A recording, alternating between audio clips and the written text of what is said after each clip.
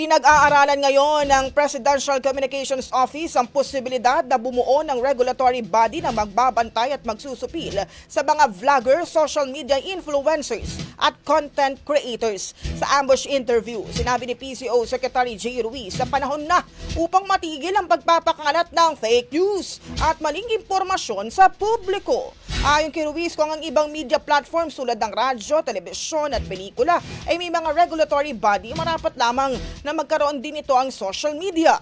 Binigyang diin ng kalihim na dapat may pananagutan ng bawat isa sa mga inilalabas sa impormasyon, anuman ang platform, dahil nakasalalay dito ang kapakanan ng publiko at maging ang national security. Lalo't madalian niyang paniwalaan ng mga netizens ang ipinapakalat na impormasyon sa social media.